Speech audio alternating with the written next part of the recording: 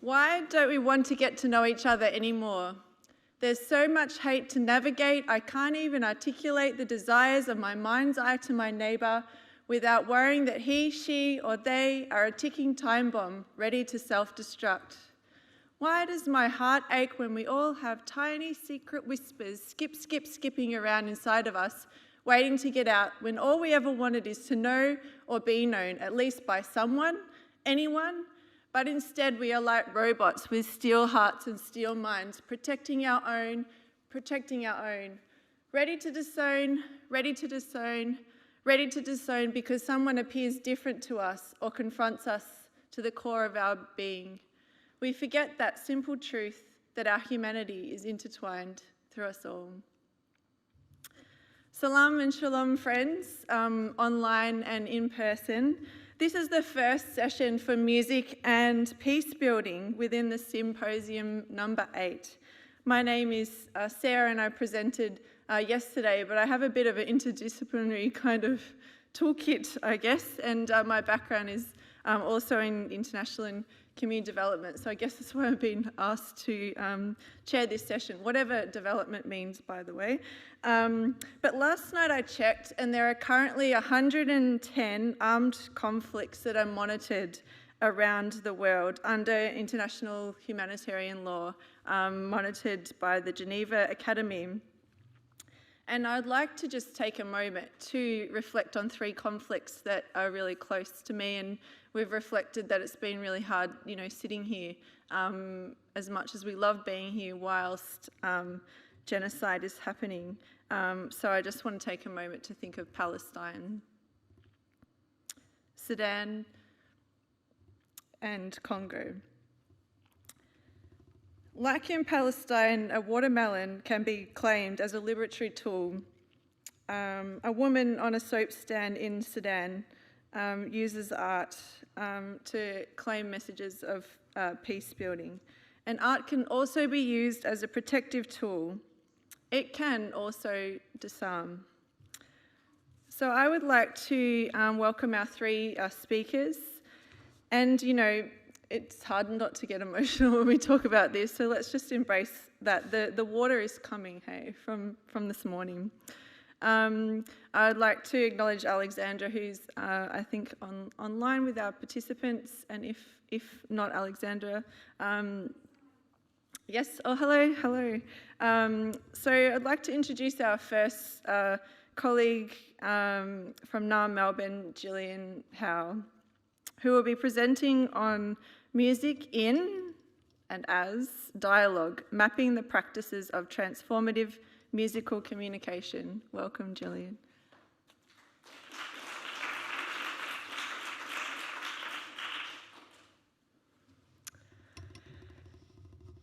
In the last few years, I've been investigating the varieties of peace that music making can foster.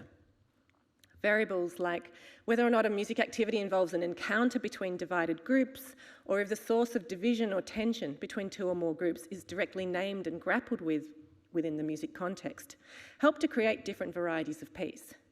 And one of the types of peace featuring these 2 variables that I've just mentioned is a type that I've called dialogic peace. It was one of the least represented in the literature, however, and it's one of the most ambiguous. So there's really much to be known, or there's much to be learned about the music-dialogue relationship, and quite a lot that seems to be assumed or poorly understood. So earlier this year, I began a 3-year investigation into music and dialogue and the practices of facilitators working in this space. And today I'm just sharing some initial findings from the first phase of that project, interviews with international music dialogue facilitators. I just started this project a few months ago, so it's really new, and I'm excited to share these very, very early ideas that are developing. But first, what do I mean by dialogue? Etymologically, it can mean the flow of meaning between 2 or more people. Dialogue is multidirectional. In popular usage, it's often synonymous, perhaps, with conversation or discussion, but in peace-building context, it has a more specific definition as an intentional and often structured communication process for talking about difficult, polarising, or fraught subjects. Its goals are focused on relationship building, transformation of understanding, and potentially nurturing of a shared vision of the way forward. Typically, dialogue is a verbal process, but music also involves flows of meaning and may well offer an alternative approach and one that accommodates different communication strengths. Conceptually, there are three main ways that music and dialogue interconnect. Music in dialogue is where the music is used to support and complement the different stages of a structured or facilitated dialogue process. Music as dialogue is where the music-making process and experience is understood as dialogue, as a non-verbal way of navigating and transforming differences. And related to this is the idea of a dialogic musical space, an approach to music learning and participation that's grounded in critical pedagogy. So what are some examples of how experienced music dialogue facilitators use music in their work? And what have they learned about this work through doing it? The US-based organisation Music in Common are music dialogue specialists. Their Black Legacy project brings together black and white musicians for a one-week program of dialogue and song creation. In the initial stage, songs are used as a prompt for discussions and dialogue about racialised experiences in the US. A facilitator gave them the example of an Indigo Girls song, Let It Be Me, which is about being the change you want to see in the world. The black and white participants had very different responses to this song, he told me, and how it depicted action for change. So the song helped the group start to prize apart these differences and the missing parts of the story, and they then put this work into practice in the shared creation and recording of a new song over the course of a week. The facilitators described this process as a dialogue as well, but one that was participant-led and where the talk served the music rather than the other way around. The shared creative task compels them to navigate their different musical and socio-political experiences across the different creative roles within the group. The Heartbeat program in Israel-Palestine was similarly focused on song creation. Heartbeat paused its work in 2018, but it was in operation for 15 years. It used rock music and group creativity as a basis for Jewish, Israeli and Palestinian connection and dialogue. It was based in Jerusalem and later Haifa. Its founder, Allan, initially designed Heartbeat to have a strong verbal dialogue component. He'd been part of projects like this in the US, and it was what he knew. But he quickly learned that the participants didn't want to do the verbal dialogues. They'd arrived late to workshops in order to avoid them. They wanted to play music and to develop their musical skills. Over time then, he and his facilitator team learned that they needed to wait quite some time, at least a few months into the year-long program, if not more, before moving the participants towards dialogues that directly named and grappled with their lived experiences of the violent environment that they were all living in and its political and historical architecture. The critical indicator for this shift was, for Allan, the quality of relationships emerging among the participants, where their social friendships started to mirror the trust, respect, and holding of space that was already evident in their musical relationships. Now, all of the interviewees that I spoke with so far have been candid about the limits of music in and as dialogue. First, there's the reality that dialogue is no match for oppressive, dehumanising politics. Allan from Heartbeat spoke at length about the safety or the unsafety of music dialogue projects in the Israel-Palestine context. He described fears from the Palestinian community that Heartbeat was contributing to the normalisation of occupation, whitewashing its violence, and the power asymmetry and the suffering. Heartbeat was ultimately targeted by the boycott, divestment, sanctions movement, and a number of the Heartbeat musicians were blacklisted from other performance opportunities. Allan paused Heartbeat 5 years ago because it no longer felt safe or appropriate for the participants, and he wanted to rethink the whole endeavour. He also questioned the limited impact and reach of a dialogue and therefore its usefulness as a social change tool. Initially, he'd envisaged Heartbeat's concerts and recordings as the way to disseminate Heartbeat's dialogue learnings and to build a culture of peace. But the risks associated with Heartbeat's public-facing activities were increasing and were compounded by the fact that Heartbeat's main constituents were young people. As informed and politically aware as a teenager might be, it's hard for them to know what the risks really are.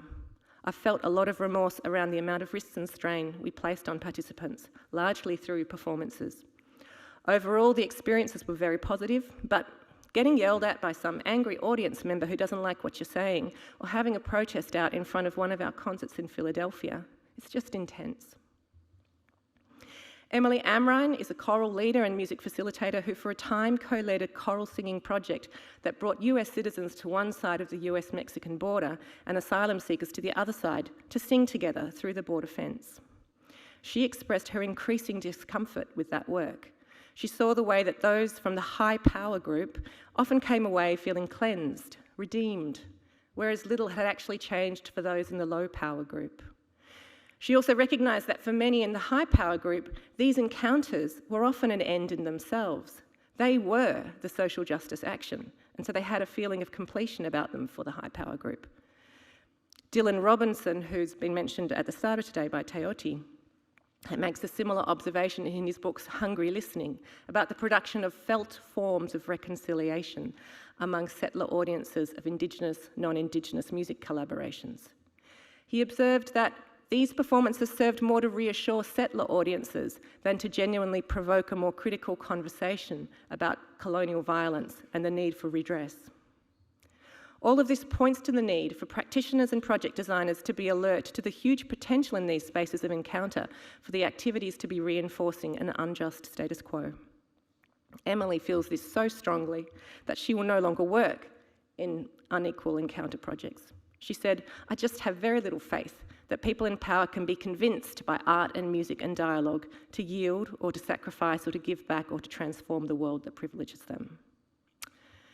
So, in these first interviews, in the first phase of my research project, they raise a lot of questions about the dialogue process, its goals, its interactions with context, and what it contributes to peace formation in some contexts. The non-music dialogue practitioners and peace builders I've been consulting, as well as interviewing music practitioners, have had similar comments about verbal dialogue. So music isn't the critical factor. Rather, it's about the encounter itself and the power dynamics it's embedded within. And this interview project is ongoing, so questions like these are really good, really great to have coming up right at the beginning. I'm interested too in the way that some of these themes of safety and unsafety and of trying to address symptoms in the midst of huge entrenched structural injustices and the possibilities that arise in liminal spaces that can't necessarily be transferred to the wider context. These are themes that have also been reverberating during our symposium these last 3 days. Perhaps when thinking about musical contributions to dialogue and dialogic ways of making music, it's productive to focus more on the practices that characterise a dialogic musical space. It's been written about by music education scholars like Kathy Marsh, who's here with us, and Shoshana Gottesman. This concept is grounded in Freirean critical pedagogy and a preparedness to name and examine inequities and injustices and multiple truths as part of working relationally together. Its key tools are improvisation and co-creation, which are also some of the key themes that have come up in this symposium. So there's a lot of other ideas too that my interviewees and I discussed as alternative ways forward for music and dialogue. I'm happy to elaborate on these later, but that's where my research project is heading next. Thanks very much.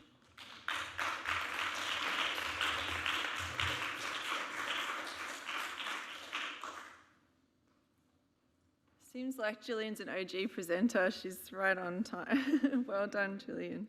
Our second speaker is Joel Martinez-Lorenzana, who are presenting on the topic Peacebuilding and Music in El Salvador, an ethnography of Centro Arte La Paz. Thank you.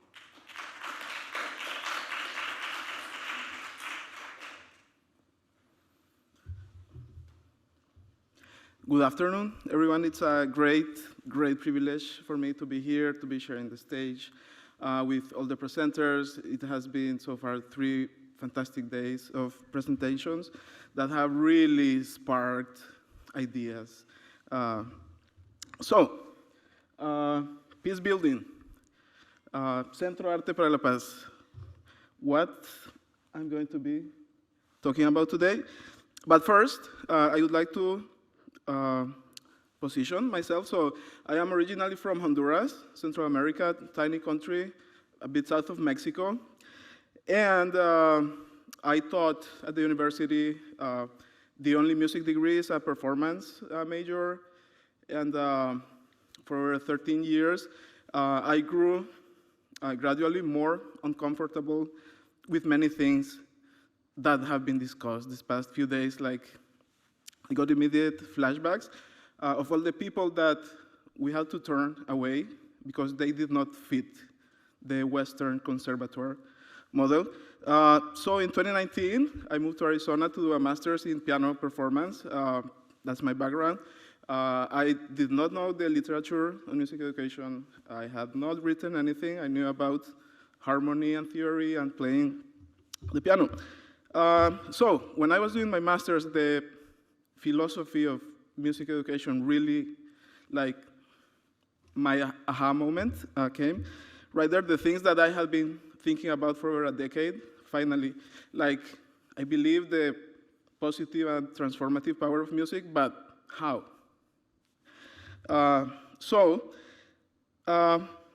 This brings me to my PhD studies in Western University, where I was hired as a research assistant for this project. They were going to El Salvador, which is our neighbor to Honduras.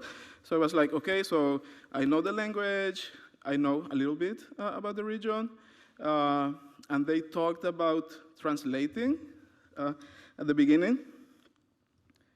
But when I came into the project, I was completely blown away by everything that was going on. Like, it was this huge project.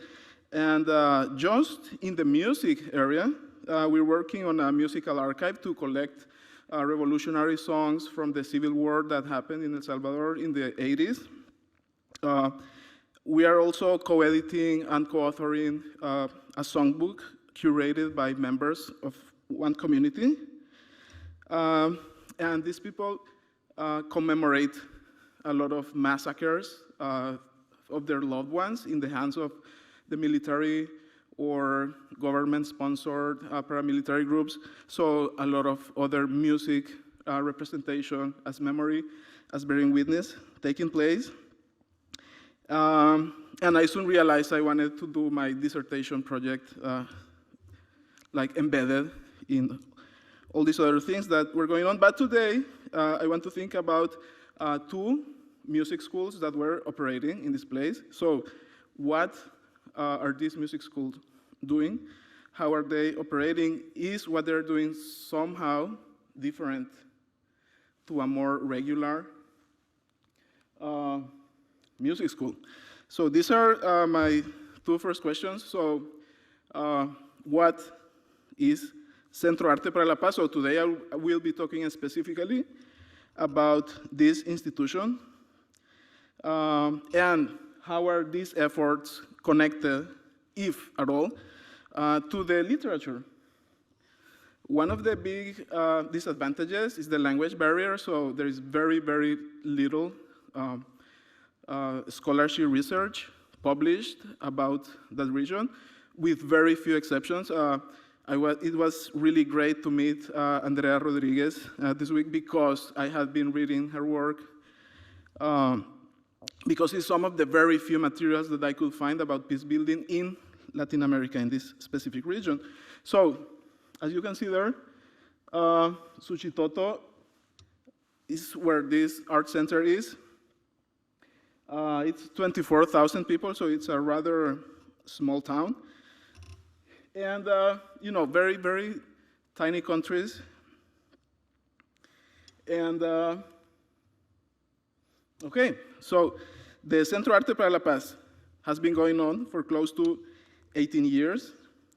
And in their website, they talk about artistic and community projects, about classrooms with technology, arts, workshops. So music is one of the key components. Community museum, venue rental, apartments, hostel, a coffee shop. And they have a roster of 44 associates, including 22 teachers of the arts. So what is my methodology? First, I want to find out what Centro Arte is doing. So I'm looking at institutional ethnography to look at how things that people do are connected and coordinated with each other. So instead of a more traditional data gathering process and then coding data analysis, they propose this as 2 stages of dialogue. So the first dialogue with the research participants is the discovery stage. So I'm trying to understand how are things put together. And the second stage of the dialogue is writing the ethnography, doing the transcriptions, trying to find the themes, presenting this today is part of this, to try to figure out what is happening. So last May, I ran some interviews, observations, and some document analysis, like the mission of the center that I just talked about. And I was looking at Gillian Howell's typology of music interventions in conflict-affected settings. So when people do these things, they talk about music education or cultural regeneration, thinking about traditions and celebrations of identity, social development, giving voice and agency to the youth, for example, and health, well-being, which has been a major topic these last few days. So I talked to different stakeholders, so starting with the administration. They mentioned about training teachers, talking about discipline with love, and then this idea that the center won't be an island, that it has to be connected, so they welcome people in, but they also train elementary teachers, basically, to try to reach out to the community as well in different ways. And then the teachers' experiences are very different. So the first one is a very accomplished musician, a singer, songwriter, and he struggled a lot. In this context, it almost feels like being a trained musician is a disadvantage. Like, a trained musician has this very specific idea of what music is and how to teach it, and people usually don't respond well to that, especially in rural communities.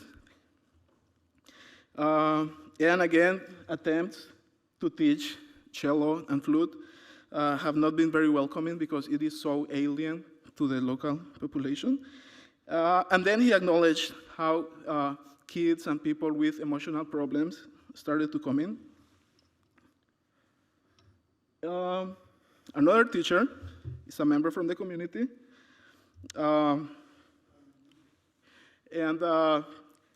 She was part of a training program by Musicians Without Borders, which was very interesting because the way she expressed what she was doing and the ideas about well-being were very different to the other teachers. And my other teacher was a volunteer from the United States. And, she just flew there, doesn't know Spanish, just having a great time, engaging and trying to connect with people. So, student experiences. We have this from a woman that she never had the chance before. And this language is so profound, like, God forbid I should die without learning how to sing. And then different opinions of people trying to distress just to get together. Families who just go there for something else and then engage. Another participant talked about the ancestors who have been musicians as well. So, why music? I think that's one of the bigger questions that has been addressed throughout this conference. So it is so embedded, like the first thing that the people at the center told us was, okay, so we are doing a lot more than music. Like, if you talk about music, is that a fair, like, accurate representation of the centers? And it's not one thing, it's different things for different stakeholders, even the teachers have many different experiences. And then the connections with policy and everything that's going on. So, to end this, I was framing this as a post-conflict intervention, but the reality is that El Salvador has lived a continuum of violence. The war supposedly ended with peace accords in 1992, but the violence has continued to escalate. So for over a year now, Salvadorans don't have civil liberties. So the government just rounded up 70,000 people, no trials, and they're just building like these massive, massive prisons, 40,000 capacity. So this is one of the provocations because the center is like ticking several of the boxes.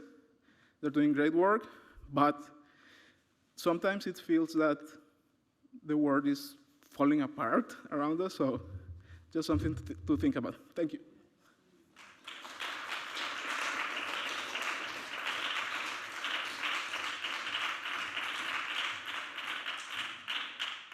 Very important voices and speakers to centre and reflect on, so thank you, Joel. Our third speaker team is in a hybrid format with one presenter, Allan Gioni from PNG online, and Erica Rose Jeffrey, who's here to speak about the topic promoting creative peace through music and art in Bougainville.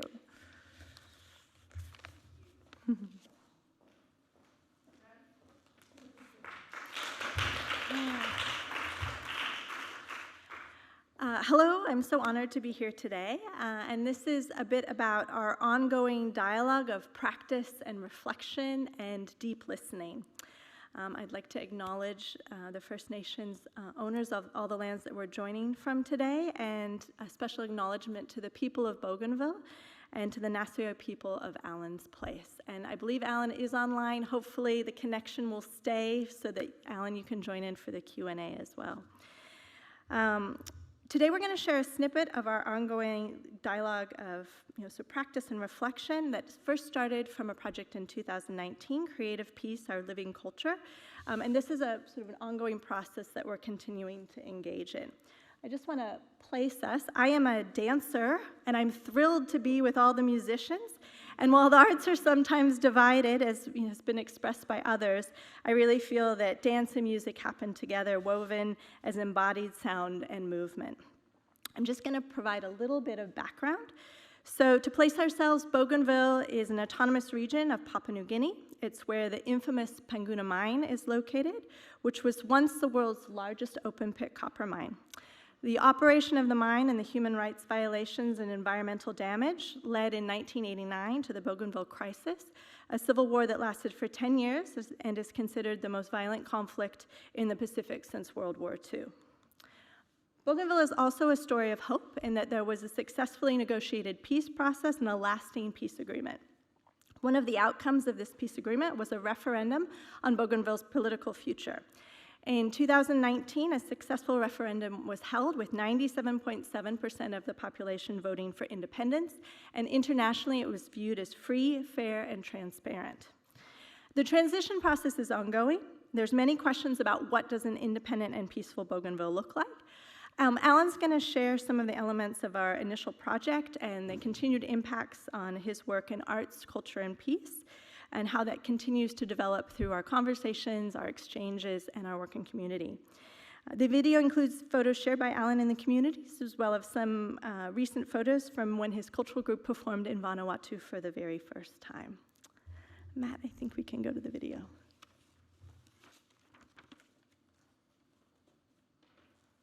Hello, everyone.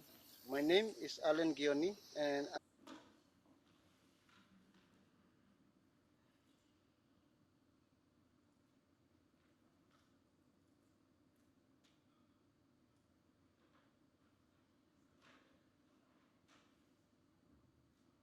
I'm from the Nasioi area in Kieta district, central Bougainville. I will be talking about creative peace, music, and art in Bougainville. So I'll be talking about here, but maybe a quick opportunity to, has anyone ever done a rock, paper, scissors, and is that a cross-cultural practice? If not, you might like to explain to the person next to you. So on the count of 3, when you do rock, paper, scissors, a paper beats rock, scissors beats paper, and so on. So maybe just a quick rock, paper, scissors to the person next to you. And if you've never played this game, maybe someone would like to explain it.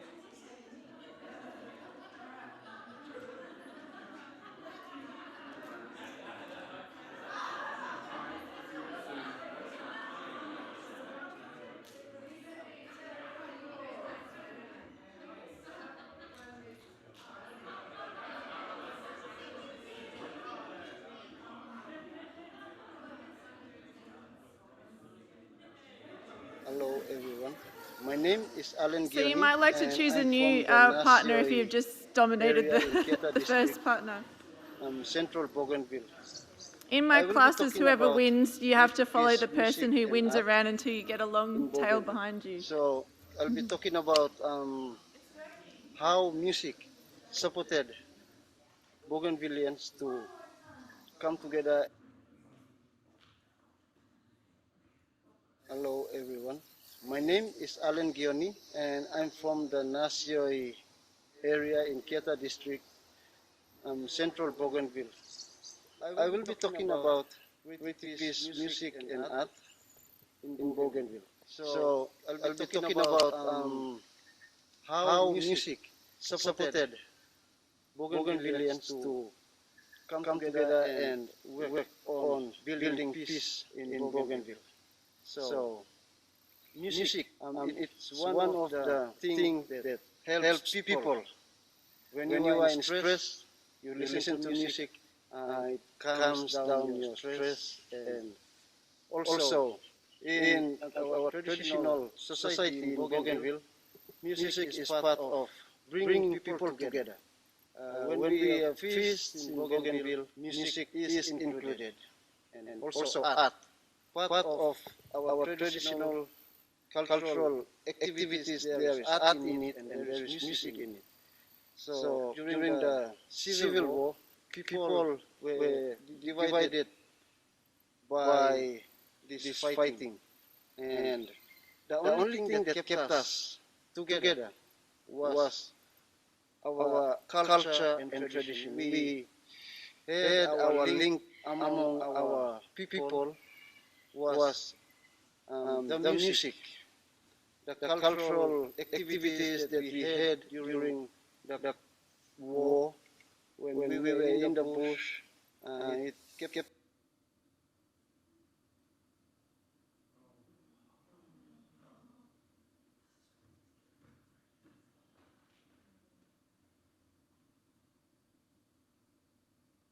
Hello everyone. My name is Allan Gioni and I'm hello everyone. My name is Allan Gioni and I'm from the Hello everyone. My name is Allan Gioni and I'm from the Nasioi area in Kieta district, Central Bougainville.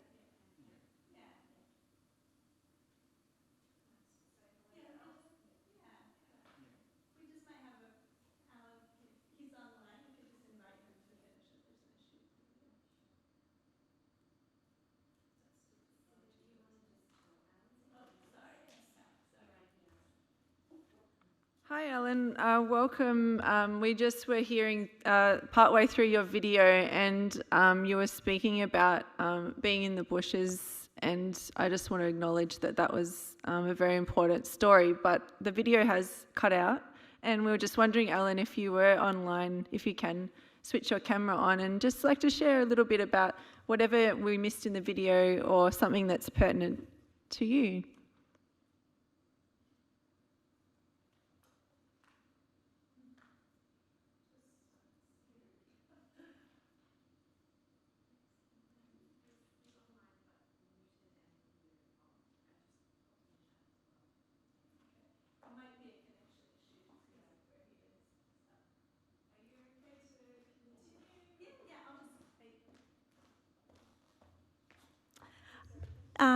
So I can't really speak for Allan, and he did a nice playing of some traditional sort of pipes in there as well. So I don't know if we can get that at the end, but if not, I think what's really important is within this particular sort of initial sort of project in which we were engaged with, it was really about some of this awakening, connecting with culture through some of the other work that we had done previous to this. There was a lot of sort of reference to arts and culture, but it had not been as evidently tied to the peace process and the process towards referendum. So this particular project brought together peace builders and artists to work together to collaborate on what does a peaceful future look like for Bougainville, how is that expressed in different ways. This has after that project finished, what was really interesting is, one, that the relationships that were built from that have gone on to sort of germinate seeds of arts and cultural practice that are continuing to this day. So, for example, one of the participants who describes himself as an ex-combatant who's become a peace builder, he felt so sort of revitalized by this that he's gone on to support the creation of cultural centers in his area and is supporting smaller rural areas to have sort of arts and cultural events happening as well.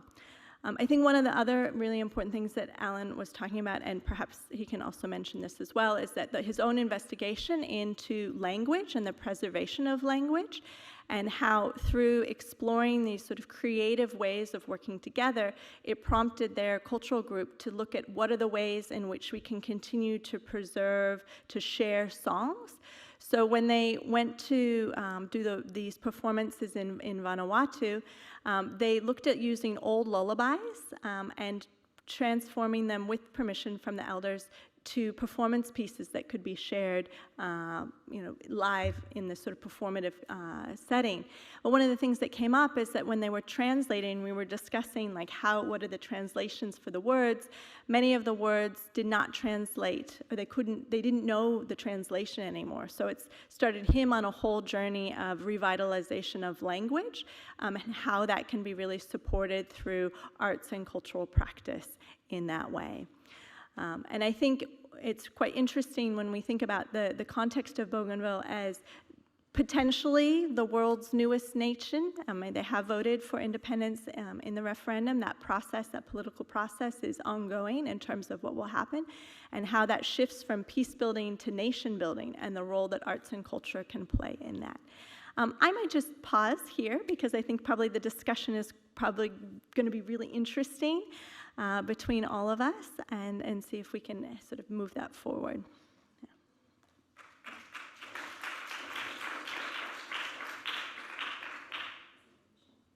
So we would have liked to have got Allan to hear his music making, but the video is corrupted now, so apologies. But maybe there's a way we can look at PNG and search for Allan and find out through relationship, because that might be really important. So we are going to try and get Allan online in our Q&A time. But I just thought, we're a community of practice, right? And so I just thought, before we just go to individual questions, if you'd like to take about 30 seconds, because this is an interdisciplinary conference and this is the only session on conflict and peace building. Were there any terms or interesting points that you heard through that presentation? Maybe if you just spend about 30 seconds chatting to the person next to you. And those that are online, sorry we don't have breakout rooms, but there might be some text or comments that come out. After that 30 seconds, that might invigorate a new question or a new conversation that you would like to ask. And we will prioritise Allan's response first, if that's okay. So 30 seconds, were there new terminology that came across to you? Any interesting points?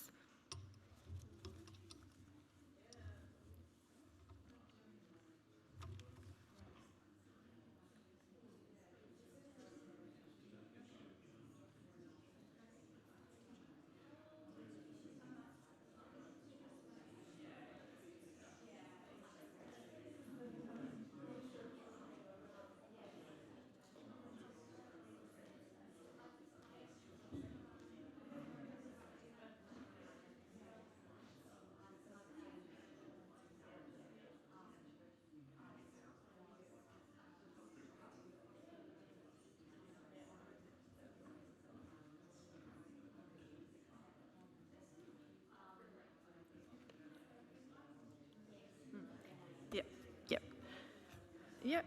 So at risk of cutting you off, that's what I love about community of practice, that these are ongoing conversations. In youth work, you have to have a plan A, B, and plan Z. So that liminal space that we're operating in this afternoon is exactly where we're at. So let's go with the flow. First of all, we have a question online with Alexandra. Hello. Oh, yep, I'm on. Greetings from online. We have a question from Georgia Nicolaou. Hello everyone and greetings from Athens, Greece. Thank you for these thought-provoking presentations. I have a question for Gillian and perhaps would like to extend it to all presenters.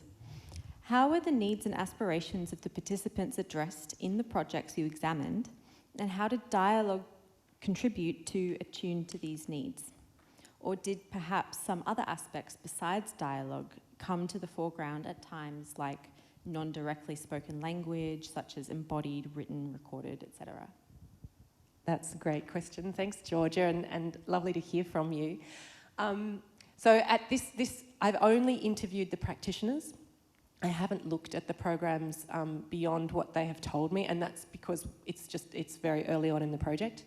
And also because I'm very focused on what it is that facilitators actually do, and less so on the outcomes or the different experiences of the participants. But what does seem to be common in the Heartbeat story, and compared with some other projects that I've looked at, like the Mitrovica Rock School in Kosovo that Bridie and I have researched, is from the participants' point of view, what pulls them in, what draws them into the projects is not the peace-building goals, it's the opportunity to play music. And maybe that seems obvious, but I think it's a really important distinction because it changes why they're there, and it can generate a level of sometimes cynicism when a particular message such as, this is all about the dialogue, we need to be talking about the problems, when that's sort of imposed upon them in a way that doesn't sort of organically flow from the music activity that is the reason that they are there. I've come across this in a number of projects where I have interviewed participants. It's a really common theme, so I wouldn't be at all surprised if that is also the case in these projects. But I think the music in common model might be different, and from that first conversation I have a sense of it being positioned differently in the cultural landscape as well. I need to find out more about that, but it's less of a... it just seems to occupy a slightly different space. There's something interesting about the way that it's positioned itself. I just thought I'd announce we have Allan online. So perhaps... Hi, Allan. I hope you're able to join us. This, I think, just identifies some of the challenges that I see in this space around research and practice. We tried really hard to get Allan here in person, and that didn't work, and then sometimes technology doesn't work. But would love for you to share if you're available. Hi, Allan. Can you hear us all right? Hi. Yeah. I can hear you. He is waving. Yeah. It's nice to see you. I don't know if the connection is slow, which might be the case. But if you want to share anything in terms of about the sort of the music and peace building and the work in Bougainville, that would be great. We would love to hear your voice. No. Yeah. All right. It might be that the connection is too slow at this point, but I think one of the things that we've talked a lot about is these ways of how can the Bougainvillian voice be the one here speaking, and these sort of forums to share the perspective from the peace process, from the journey through the crisis, through this journey that they're going through now. And it's quite a fascinating sort of process of democracy in terms of really people engaged, talking about like, what do we want our country to look like? They're building a new constitution, all of these different elements, and how sort of integral the arts and culture are into people's understanding as they move forward.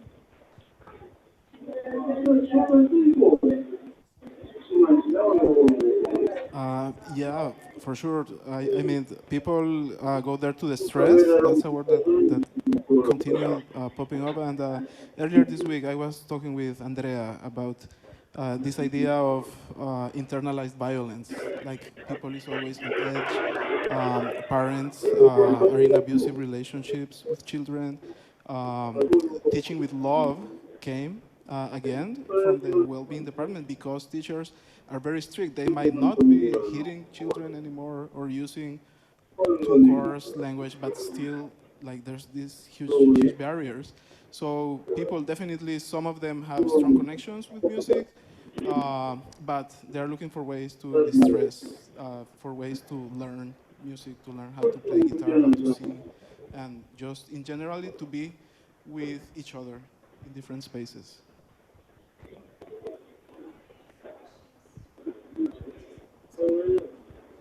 Any questions from participants here in the audience? I don't like the word audience, because we're participants.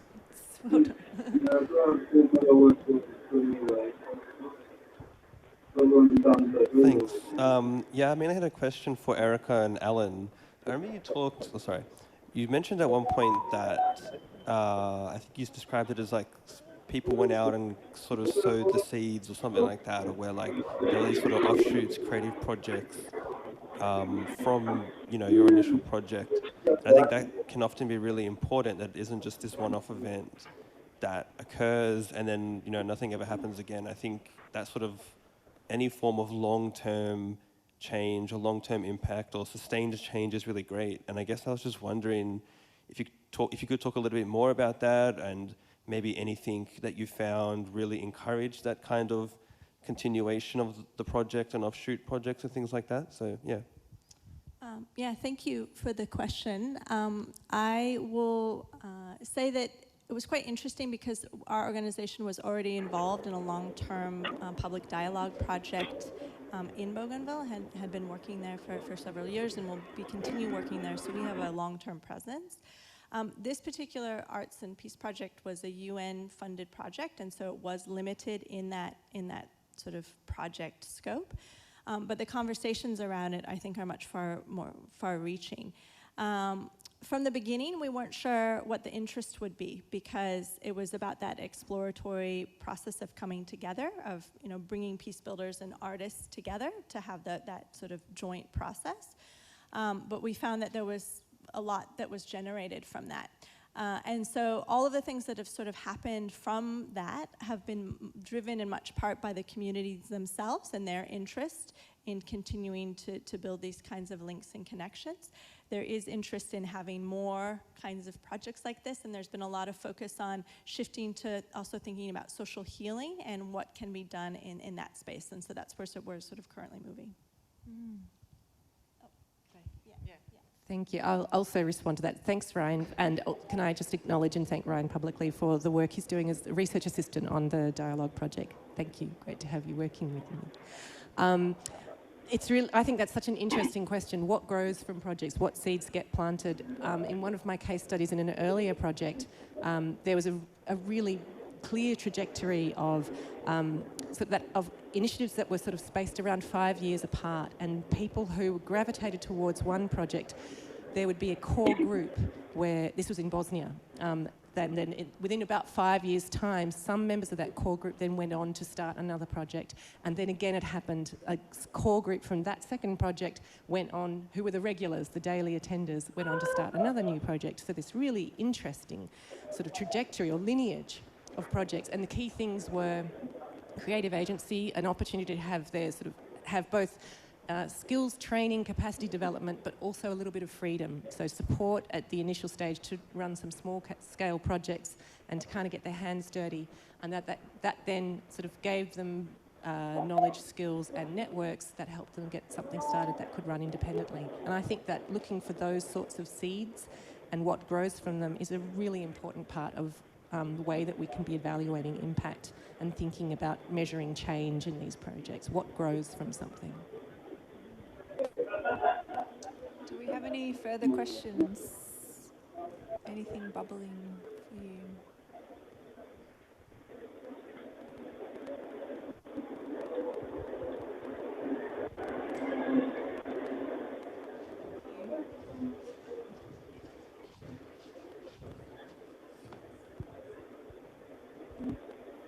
I just want to, I guess, reflect on what I heard in the slides about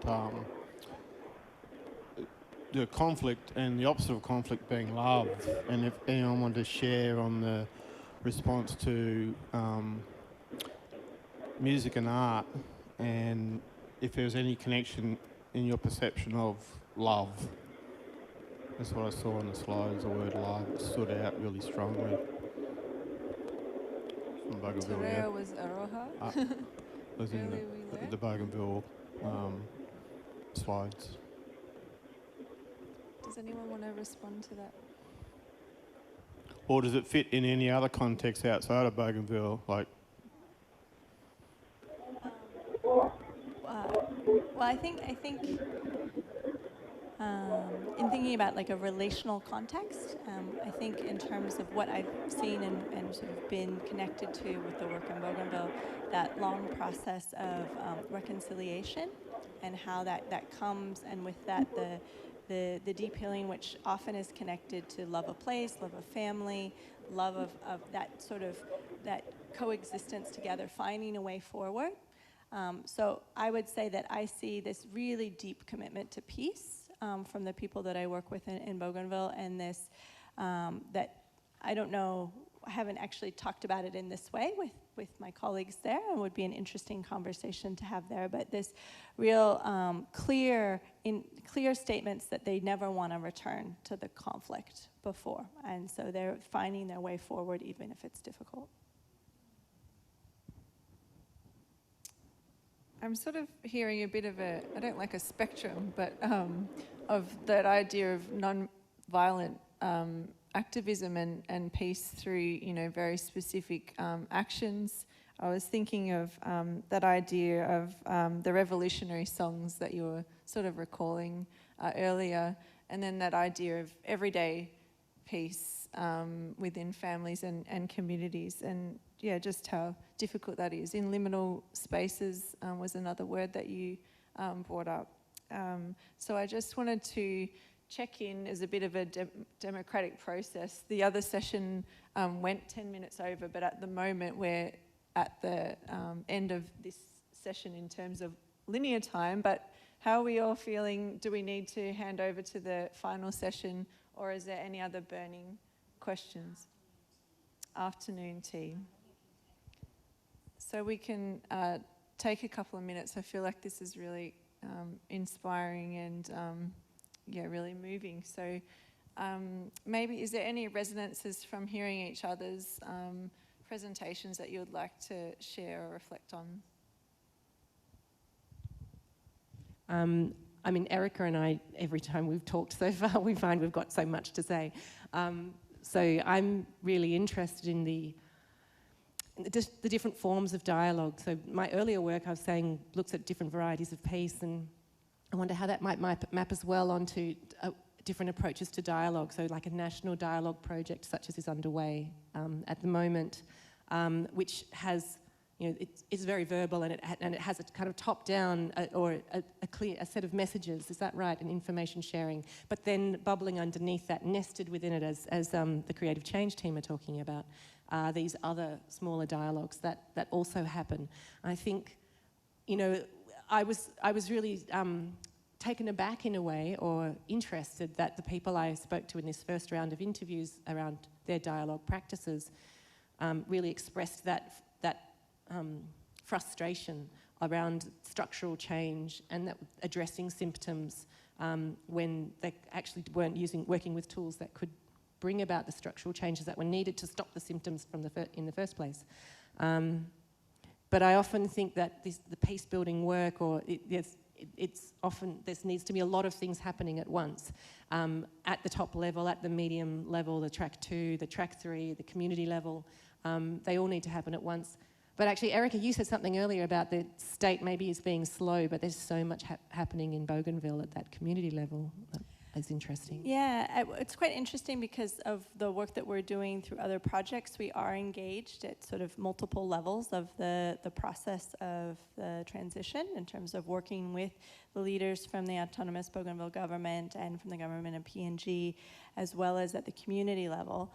And what's been actually sort of in all of this is that we see at the community level, the communities are working, they're doing lots of really interesting projects, and we have another component which is a participatory video component for some of our work, so that there's that chance to tell those stories. But there is this interesting thing around, when does dialogue stop working in terms of or where do you need other tools in terms of a peace building process to come in, or other agents, or the sort of different ways of getting at some of the problems, because there is actually a some of these sort of gaps between the leaders and the community level, and how can that be bridged in different ways. What we do see is that what's been quite exciting is that over the last 8 years that there's more and more arts and cultural activities happening, and that there's more places and spaces and voices that are happening within that, in addition to all of these other forms of expression, and that they are increasingly taking on sort of more political approaches and ways of sort of expressing and communicating with leaders. Joel, did you have anything else you wanted to share, any resonances before we finish? Well, definitely, even if there are some key differences, I hear that a lot of the things are very similar. Like survivors of the conflict in El Salvador, they are very certain they don't want to go back to that again. They lost partners, parents, children during the war, so they don't want to go through that again. But at the same time, as I mentioned before, this continuum of violence, like the criminalization, the oppression, the persecution by the state, they are very critical of it, very aware of it, and all the dangers that implies. So, yeah, it has been really something just to, attend different meetings that I don't have anything to do with, but lots of community partners doing all sorts of community work, well-being in different areas. So, yeah, it is very, very compelling work to see that a lot of things are happening at different levels. Well, I guess in these spaces, it's also, if you need any advocacy or support from the audience on any of these conflicts or anything we can do, feel free to have one last, I guess, not shout out, but share anything that we can join in on. That would be fantastic.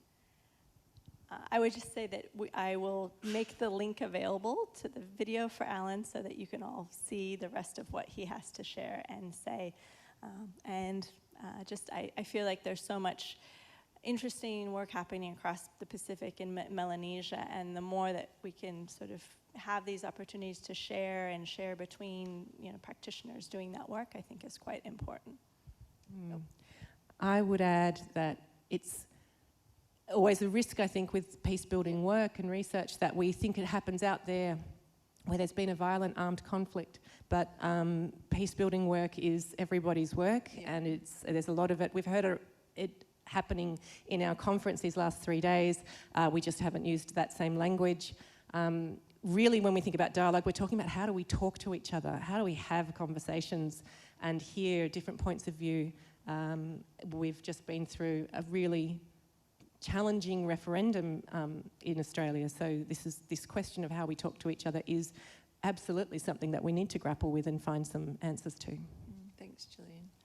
Yes, and just to acknowledge the different levels of expertise, how great it has been to share.